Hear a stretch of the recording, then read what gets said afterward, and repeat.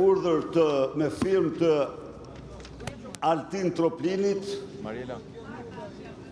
Altin Troplini ishte shumë i shqetësuar sepse unë kam pyetur Irenën me 5 mbiemra nëse Gens ku e ke atë frasën se e donë saktë. Jo, kjo është tjetër.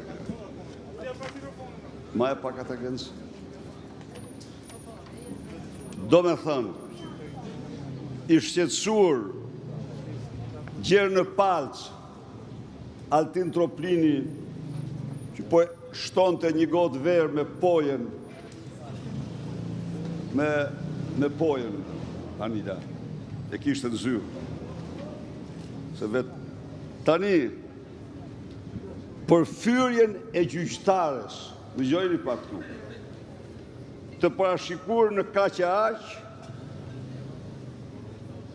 Irena Gjoka në detyrë pranë gjykatës ku unë e pyes nëse ke një bisedë telefonike me Alket Hysenin për 500.000 euro. Pyetje i kam bërë unë asaj. Dhe gjykatësja e Edi Ramës, familjare, se kanë lidhje familjare me Edi Ramën, ju e dini, unë biletesha të lexoj posarrita për të kuptuar stilin nëse kishte dorë Linda Rama në atë materiale apo jo, se janë shumë shoqe, si që keni marrë vesh, janë shoqe. Pra, ja u them unë këtu, prit.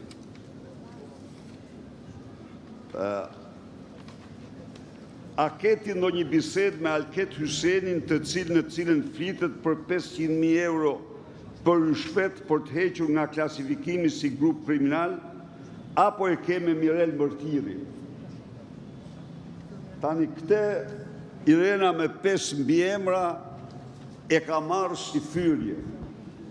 Pra, ushtrimin e funksionit publik timi si kryetar i partisë më të madhe opozitare, ajo dhe pyetje në të cilën po t'ishte inocente, do ta refuzonte, do ta shpjegonte, por Irena një mashtruese ordinere, një delinkuente klasike, një person që e ka vendin në burg dhe në qeli për ato që ka bërë, e nxitur nga Edi Rama dhe Altin Troplini, ngren padin ndaj meje për fyrje. Tani, ma e pakat, tani miqtë e mi, të dashur qytetar.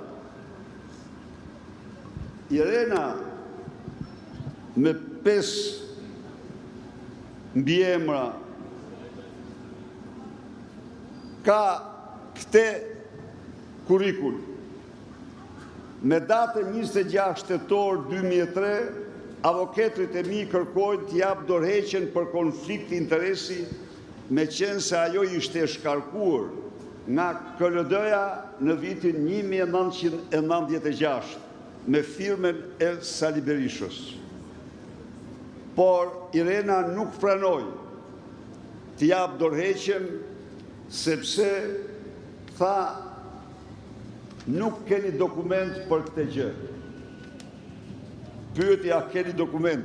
Nuk ishte rëndësi se ishte shkarkuar. Në nëntor të vitit 2023, KLG-ja